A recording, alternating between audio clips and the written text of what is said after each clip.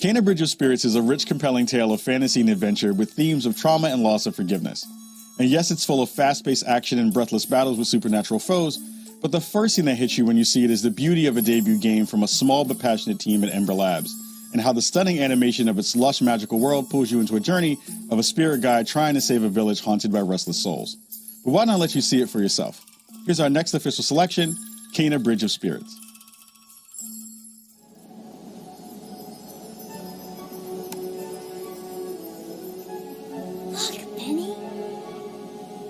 Ground yourself. Feel the energy of the mountain. Draw on its power.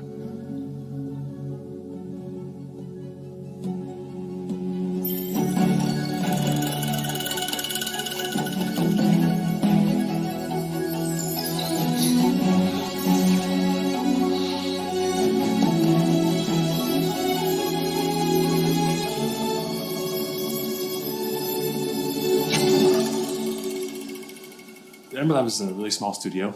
We have a background in film and animation. We got our start doing visual effects for films.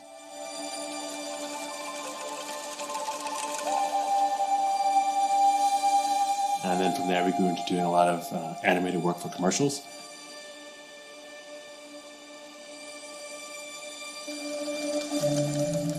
In between commercial projects, we would always siphon off some time to learn new things and be a little creative. And over time, we decided that, wow, we have a real passion for games, and we wanted to throw our hat into the ring with our first project, Kena. Something tells me you did not come to our village looking for forest creatures. Hello, Spirit. I seek passage to the sacred mountain shrine. We've been playing games our whole lives together as brothers, and the action-adventure games are sort of what we play together and we also enjoy. Yeah.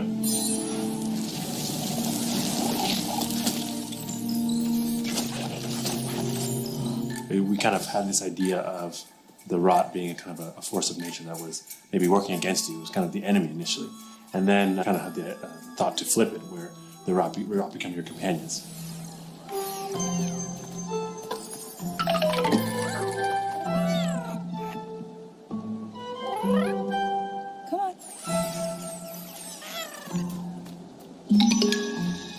And that's when we kind of like found that we had something kind of unique.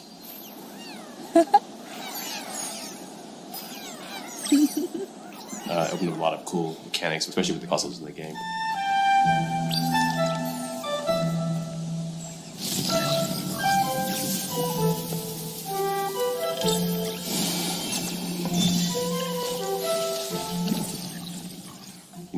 With film, you can just put the camera where you want it. You can tell, you have complete control over what they're seeing, when they're seeing it, how they're seeing it. And in games, all that goes out the window. So communicating ideas or themes to the player is a lot more difficult, we found. Yeah.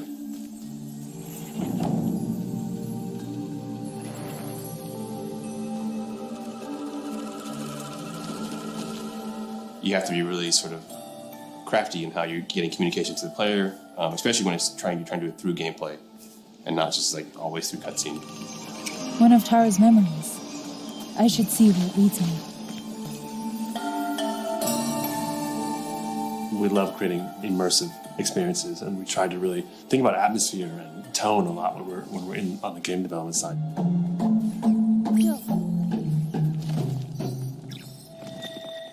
Storytelling and atmosphere is a big part of our traditional medium in terms of film aesthetics.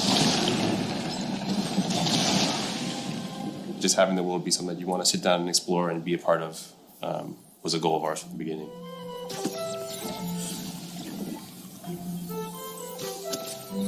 Having a nice team of really great animators who have worked together, I think, was paramount in terms of pulling off some of the storytelling we wanted to do with the game.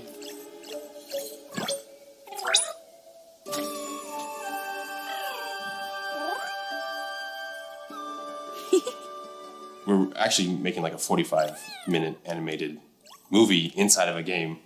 Hi. We're really proud of the team. A lot of them come from the visual effects and animation background and kind of like converted their skill sets from the film and animation background into developers on the game side.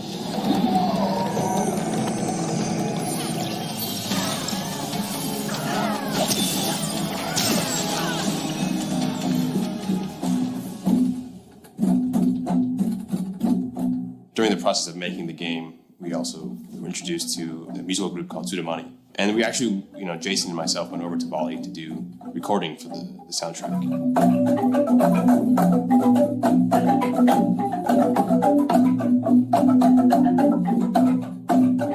One of the things that's grown out of that relationship is Dewa is the composer, but his daughter Ayu is actually the voice of Kana. My name's Kana. What are you two doing out here? She's never done any voice acting, but she fit right in. It's okay. You have to go now. We wanted to make a game that would just excite us if we saw it. Something that we would see the trailer. Oh yeah, that game looks awesome. Yeah. So as difficult as it has been, it's also very rewarding because it's like something that we would be very proud of. Yeah. Something that we would want to pick up ourselves. You must move on.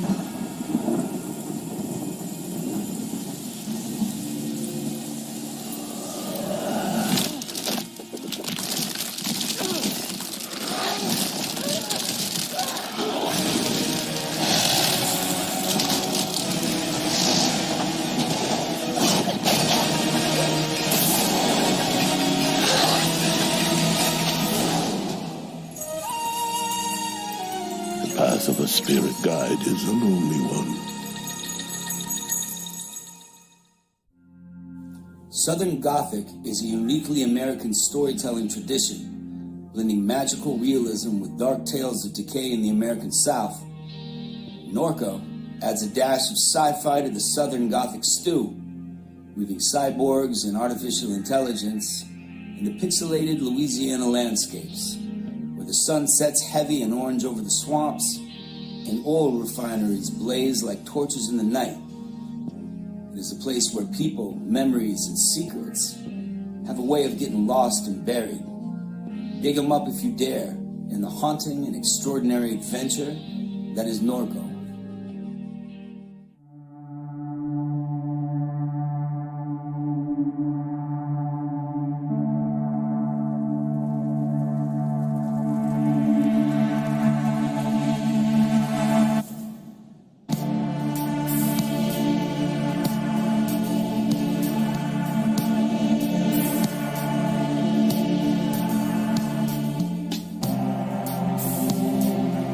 geography of robots. There's a handful of devs, artists, and musicians making output that is largely centered around the American South and the psychogeography of the American South.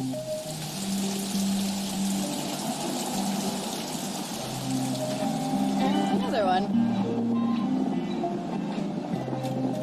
Our first release is a game called Norco, which is about my hometown of Norco, Louisiana. A small, very industrialized town about 25 miles upriver from New Orleans.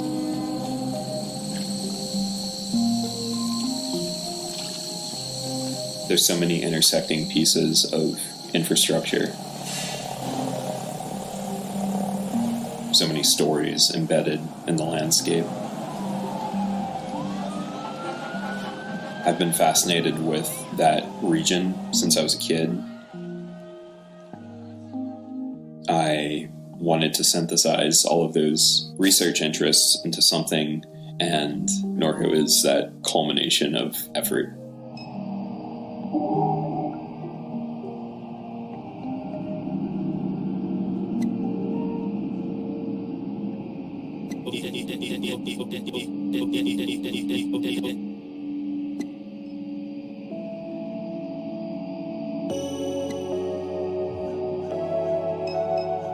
It draws from both reality and certain sci-fi tropes.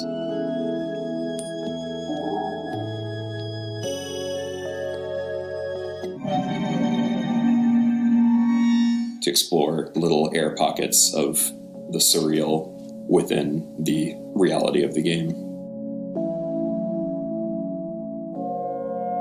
The primary benefit that we have working in this sort of adventure game, point-and-click genre is that we've got just decades and decades of iteration to build on within this genre, going back to the old Lucas games, Monkey Island and such. What works for our story? What are the necessary mechanics to tell the story of Norco?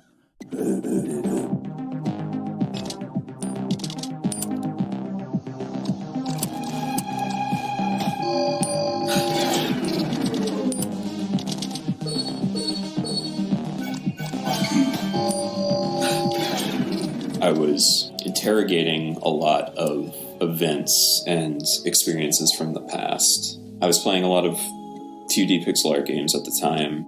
A lot of traumatic events had occurred both in my personal life and the life of the region that I was exploring, and I thought there was a kind of hauntological element to using pixel art to tell those stories.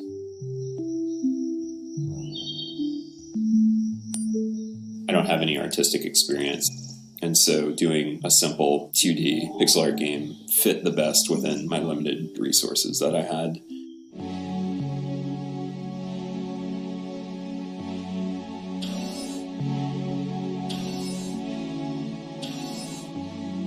In the more recent years, big and small studios have really been pushing what it means for player agency to take a front seat in a semi-linear narrative.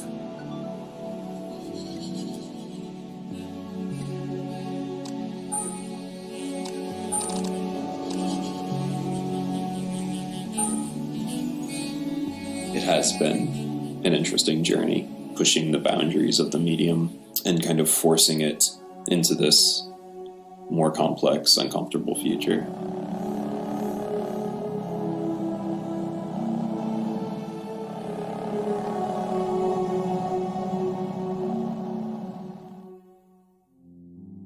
In the handmade adventure game Harold Halibut, a spaceship full of people fleeing the Cold War crash lands in an alien ocean, where the sunken ship becomes a city that is forever stuck in the 1970s. And when I say handmade adventure game, I mean that in a very physical, tangible way. Every set, every character, every floorboard, and every coffee cup has been meticulously handcrafted from wood, clay, cloth, and metal to bring this gorgeous world to life. I'm pleased to introduce the stop-motion adventure, Harold Halibut.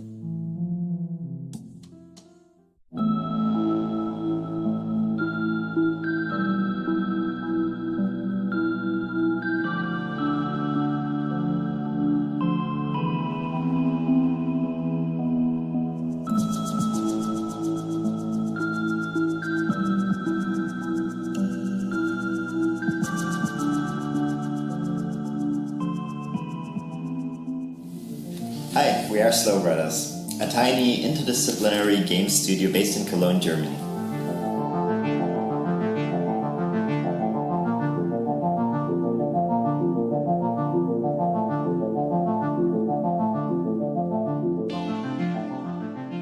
Harold! Stop daydreaming! And don't forget to fix the light after cleaning up the paint. Sometimes I do wonder what life would have been like on Earth. It's been about 10 years since we started game development. Some of us have a film background, and at that time we were kind of frustrated about the big budgets needed to produce a feature-length film, the dependencies to producers. Being also game lovers, we thought that making a game instead of a film to tell a story might be the more approachable endeavor. We quickly realized that the budgeting thing at least wasn't too different from feature-length films, but we were way too deep into the process already when we realized that.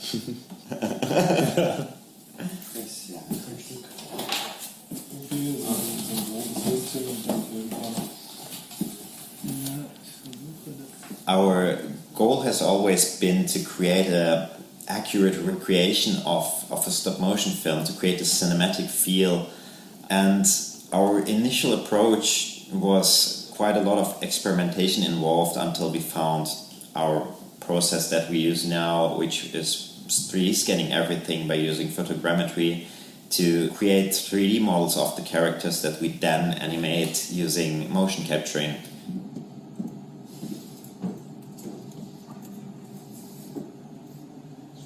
Which gave us this fluidity and also all the options that we have in modern 3D games to light the scenes in a cinematic way and to use camera movement.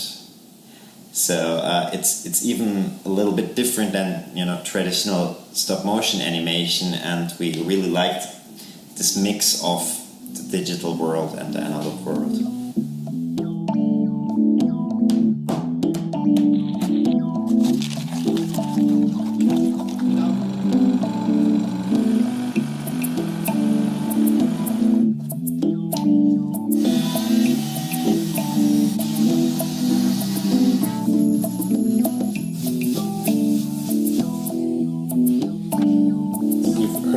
People questioning why we put such effort into building the sets and the tiny details. Ultimately, we think that's why the game feels the way it does is because of the sum of its parts and that level of detail coming together as like a greater thing. We just put a lot of effort into giving the individual characters and Harold's social environment a lot of depths, and that ultimately makes for a rich experience. Now, if you're quite ready. Sure. Ready for what? I made a breakthrough discovery at the Arboretum last night. Do you remember the last batch of bloomy rocks?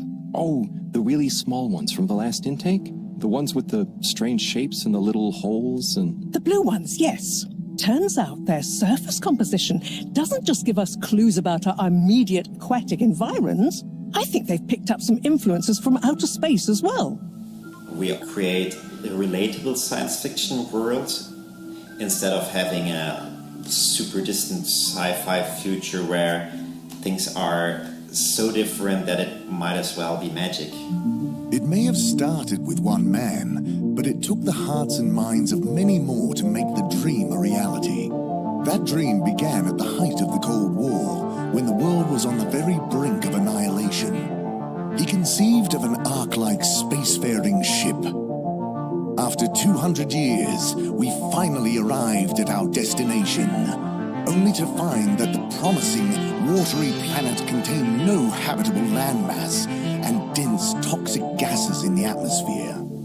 The Cold War seemed like a good starting point for the backstory of our game, and it enabled us to have this kind of weird mix of being stuck in the 70s on one hand and not living through the things we all know in our present, but also thinking into the future, the 200 years after that, and creating this kind of alternative timeline where things evolved in a different way. It's just that the professor and I need some sea rocks, filter rocks from older times that have come from the filters, and I feel like you might have one? Okay, look and listen here, Longy Long Pants. I shut the store for a reason, you know?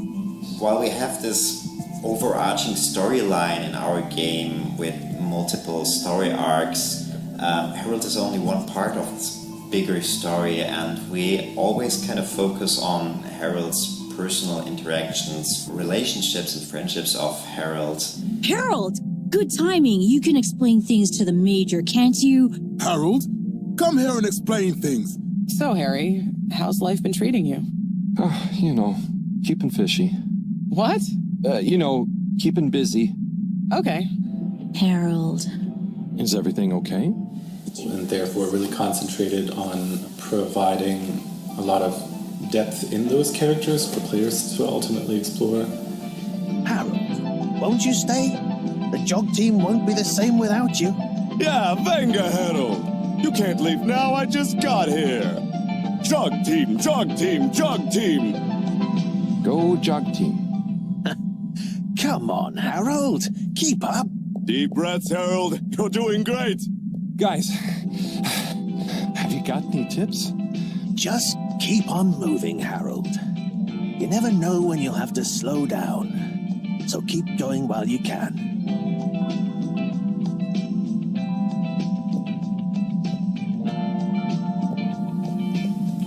Ja, dat is toch goed.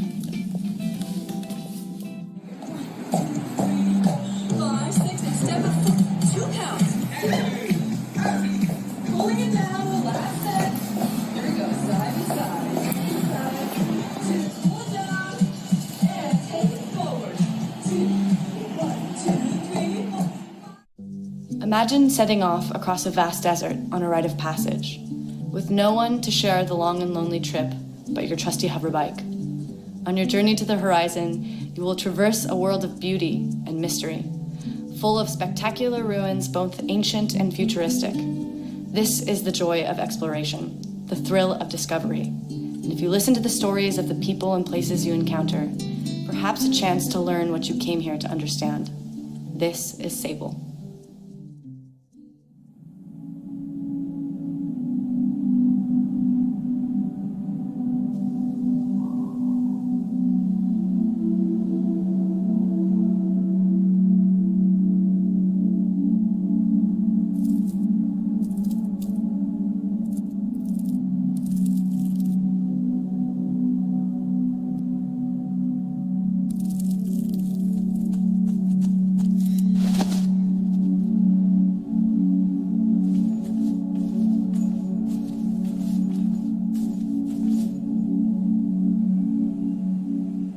Shedworks is us. I'm Greg, this is Daniel, and we started out in my parents' shed.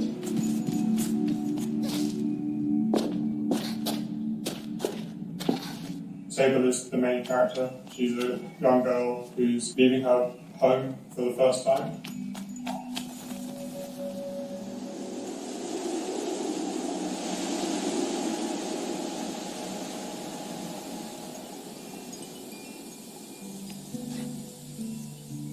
The gliding is what Sable embarks on as the story starts, and it's something that everybody who comes of age in the world of Sable does. It's how you find out what you want to become in life. Leaving your home behind and experiencing the world, meeting people, trying things, helping folks in need, and ultimately deciding, what do I want to devote my life to?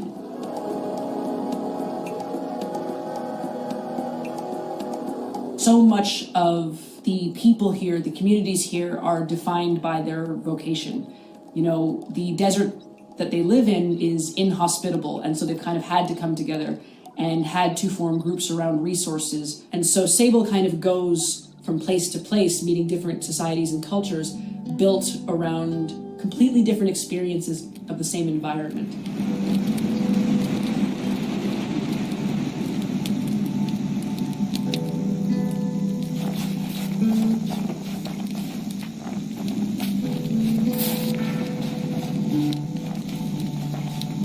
it means that she has to be a sponge, right? She's trying to figure out her place in the world, what she wants to do for the rest of her days. And I think that's what makes the story so fun. It really is about the places that you go, the people that you see, and the experiences that you have that not only shape her gliding, but shape her.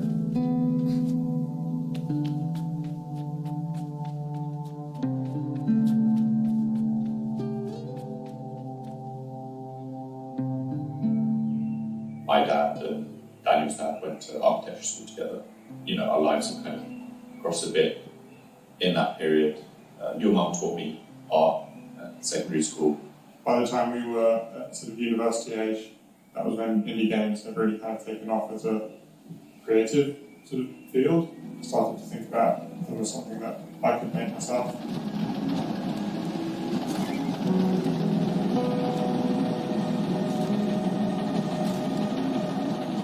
I studied architecture, Daniel studied comparative literature, but neither of us had any experience making games before we started making games. We kind of went to the pub one time and had a chat about how because we had none of these industry direct connections to skills or experience, we thought we'd start our own internship, do our own internship in the shed. The initial thought was just, let's get some experience under our belt and see where we go from there. Somehow, 6 years or so later, we're here now, still going. Yeah.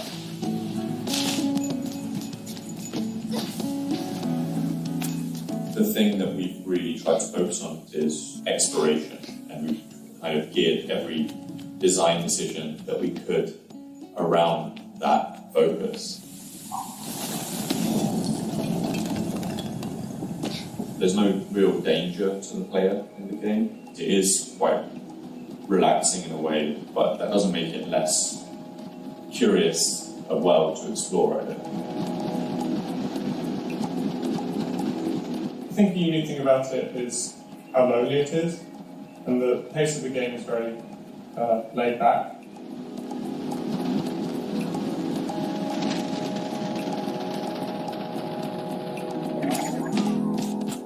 It was the first game that we designed that was really geared around our skills as well, our backgrounds. We wanted to do something narrative focused, do a background in comparative literature, wanted something to architecturally focused, and my background in architecture helped with that. So I think that it's come from us in that way makes it quite unique. We draw from a number of references and influences, I suppose. I guess some of the most obvious ones are the visual ones, right? Stuff like Mobius or Tintin or Studio Ghibli, and those kind of pieces were always influential. Yeah, it does have that mix of ancient and futuristic to our eyes, right, who live here, but to the eyes of Sable and to everyone in that world, that is all that they know. We brought Japanese breakfast onto the project really early on, like before we really started it, and so our music has kind of been there from the very beginning. So that's been the music itself has been a really big part of shaping the direction of the game.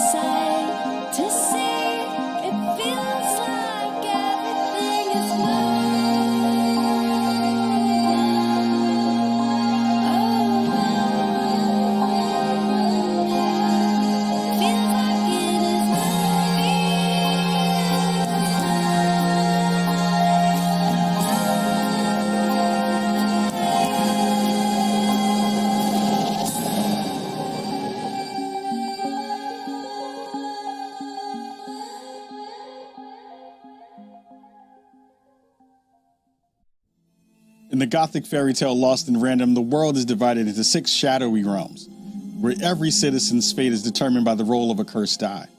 You play as Even, a young girl who's set out on a quest to save her beloved sister, Odd. And with the help of your companion, a magical living die named Dicey, you'll find yourself battling your way through a dark wonderland, and if you want to win the game, you'll have to embrace the chaos and find a way to tip the odds in your favor. From the Odd and Even minds of Zoink Games, here is Lost in Random.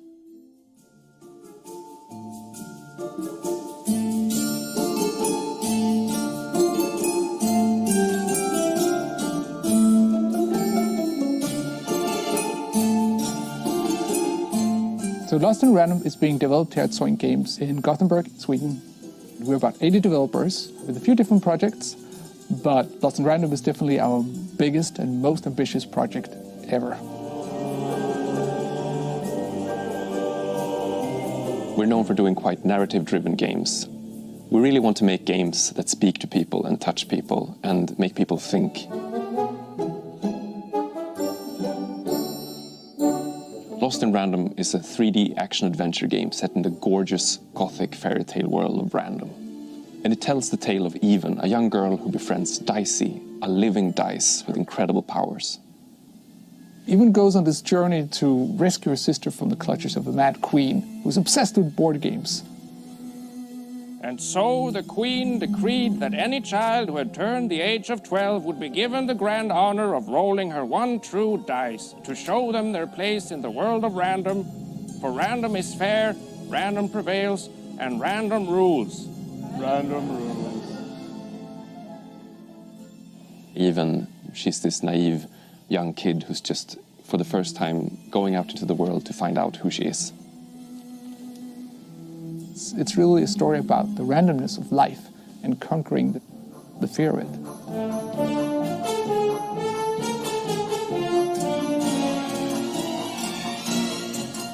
Even and Dicey are a really fun duo.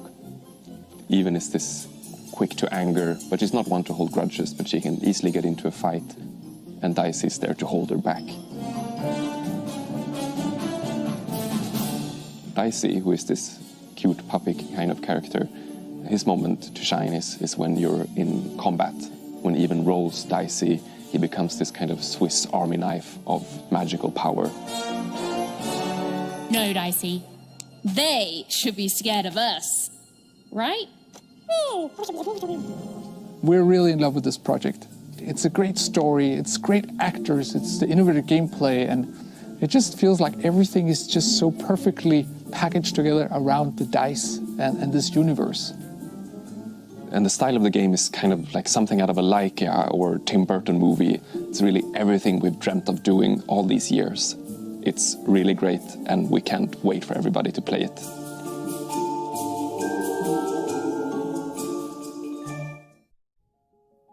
In the interactive thriller 12 Minutes, you play as a man who becomes trapped in a time loop, replaying the same 12 minutes of one fateful evening in his apartment over and over again. Each time you're going to have the chance to make new choices, learn what led up to those terrible events, and perhaps even escape them. It's a story that's not just about how choices matter, but about how some stories can only truly be told when they can change, even just a little bit, every single time you retell them. It was a joy to participate in this project and lend my voice to the main character, and I hope you have as much fun playing it as I did making it. I am very proud to introduce a game where the end is only the beginning. 12 minutes. I have a surprise for you. Okay.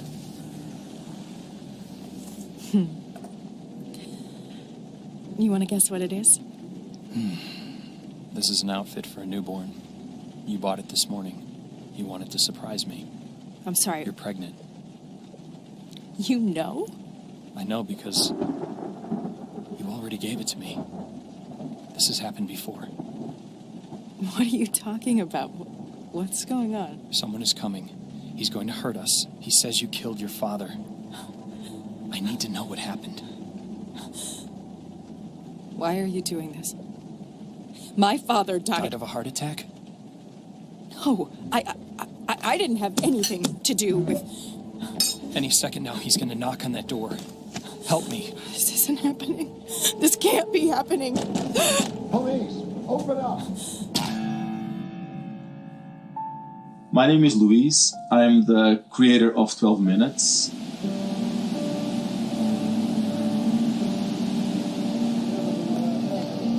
I grew up watching a lot of film. They always captivated me, and I tried to understand what were they doing, the pacing, the colors, the lighting, the composition, in order to create these emotions in me.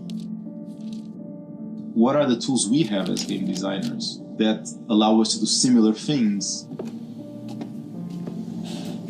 I think the biggest challenge is that usually when we think about narrative, we think about a linear progression. And in an interactive game, at least in 12 minutes, that information can come at any moment depending on what you've done. What's the occasion? I'll tell you over dessert. All right, I'm ready to get wowed by this dessert. Just give me 1 second. You know, I'm fascinated by the idea of if you knew what's going to happen, what would you do differently? 12 Minutes is an interactive thriller about a man trapped in a time loop. You come home from work, you're having an evening with your wife, then this cop shows up, he accuses your wife of murder. Hands behind your back, let's go. You try to stop him, you get beat up. Somebody help! Only to wake up back to the start of the evening. And then you have to use the knowledge of what you know it's going to happen to try to change the outcome and break the loop. Look, I know this sounds weird, but the day's repeating itself. What do you mean, repeating itself? I'm living the same chunk of time over and over again. Uh-huh. The reason the game sticks to a bird's eye view is because it allows you to very easily interact with the environment. Most video games, you have a third-person camera or a first-person camera, and I wanted to create something that is very accessible. So by doing a bird's eye view, you have like a floor plan of the apartment that you just click where to move. There was also the challenge of having the voices convey the emotions without seeing the faces. If someone is really stressed out, you won't have any facial expressions, so you have to feel the stress in the throat. Particularly because you don't see our faces in it, you really are projecting whatever you're feeling onto the character. There's no facial expressions that are instructing you. Where you go in the game will, I think, depend on you as an individual. I just need some time to myself. Come on, babe, please, stop it. And if there's enough subtlety in the voice acting, in the movement, your brain will fill the rest. Because actors think in terms of motivations. You know, what's my motivation for this scene? And workshopping with them, figuring those things out, allows the characters to become alive and become meaningful in the way they behave. Look, I didn't mean to. This is never what I wanted. No, come on. I warned you. Look, you can't do this. It will be different things for different people. There are so many versions of the story that will either reveal something or show something, and you as the player are revealing how you deal with truth, how you deal with other people's truth. Working in interactive medium, you can make a story that becomes very personal to you, right? You're not passively looking at what's happening and processing. You're actually deciding. By allowing you to participate, to change it, to mold the way it's built, in a way it becomes part of you. It's like you're part of the creative process that is happening. And because the game doesn't really give you a direction, the decisions you make are based on who you are. I'll prove it. Yeah, great. Let's see it. Wow me. That allows you to explore a side of yourself that maybe you wouldn't otherwise. Silently repeat these phrases. May you be free from suffering. May you be free from fear. May you know peace and joy.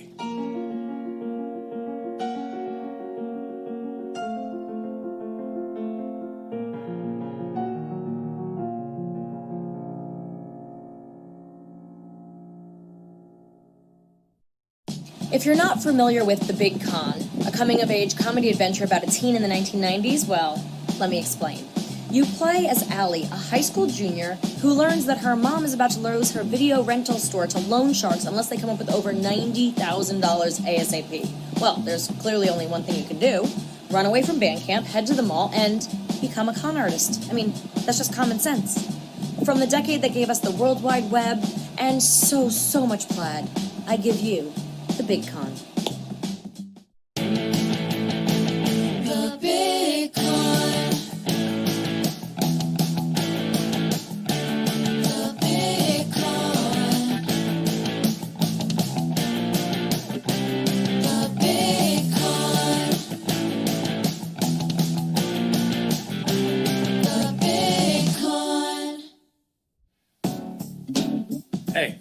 I'm Dave Proctor from Mighty Owl Studios, and I am the game director and writer on The Big Con. Mighty Owl is a company from Toronto. We're made up of some really, really awesome devs from this city. George Degenkamp, Saffron Aurora, Tabby Rose, Sakrina Diaz, and Yash Kulkarni is our core team. The Big Con is a adventure game where you hustle your way across 90s America as a teenage con artist. But it's all for a good cause. You are trying to save your mom's video store. So you learn to pickpocket, wear disguises, talk your way into and out of trouble. All for that good, not so good cause of making sure your family business stays afloat.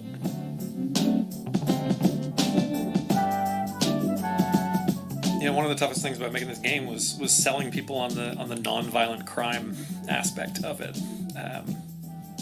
Games with guns don't bat an eye, but you know, the moment you have to steal an old lady's wallet, people start to think maybe there's something wrong with you, which is fine. That's part of the fun of making this. It really helps us make something that, you know, challenges people and challenges ourselves, and hopefully helps us find a little bit of in-between in a story like this. Ultimately, Allie's doing crimes for a good cause, and you know, writing a funny and heartfelt story kind of helps justify those actions. So, you know, on the one hand, we get to make a game that we've never seen before, which is a con artist video game, and on the other hand, we get to kind of couch that in a conversation about small businesses surviving, and you know, a story about a mother and a daughter. And between that and the 90s, it really informed like what we were capable of coming up with in terms of this relationship. Like, who is Linda, Allie's mom, who raised her as a single mom and kept a business together and is tough as hell, and what is that person like, and what is her daughter like? How do they play off against each other? Allie can be, you know, she can be a teenager, she can be rough, she can be sarcastic. And this is something that we really wanted to see, and I think it brings a lot of truth to the game.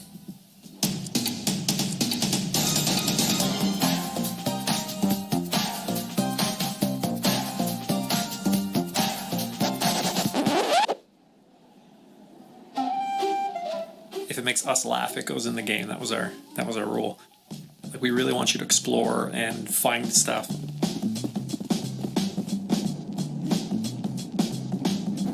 Random conversations with people that, you know, some people might see, some people might not. It makes us happy knowing that it's in there.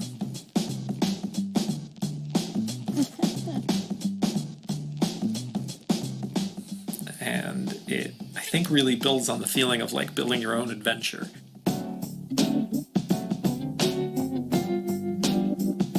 The 90s are just they're not as done in video games, so we wanted to do it. We wanted to get in there. The 90s are a time when you don't have cell phones, you don't have the internet, you don't have the ability to look this stuff up if you need to, and it makes it a little bit more believable that you can be a traveling con artist, which I think is part of the charm. And so, you know, with the 90s means that we also get to do this ripping, colorful palette that Saffron put together. I watched a lot of cartoons growing up. Hey Arnold, Doug, and The Simpsons. They sort of set the foundation for this cartoon 90s aesthetic. Bright, contrasting colors, exaggerated features, and like fun geometric patterns. So Allie is a very does what she wants character. She wears her cap backwards. That to me was always the signature look of the cool leader type character that you'd see in a lot of cartoons. You know, she has the ripped jeans, the baggy t-shirt, and she also wears her plaid shirt wrapped around her waist, which is, you know, a very, I think, 90s style. The references from Burblos to music or grunge or you know, what movies were popular, and like it just, we don't want to beat you over the head with nostalgia, but we want to bring you there. We want you to be on this journey with us. The Big Con is the 90s crime adventure you've been waiting for. What do you think, Rad Ghost? Okay. I just want to finish off by saying thank you so much for the opportunity to be a part of this. And to be, you know, in the presence of such incredible games, and really just incredible international talent.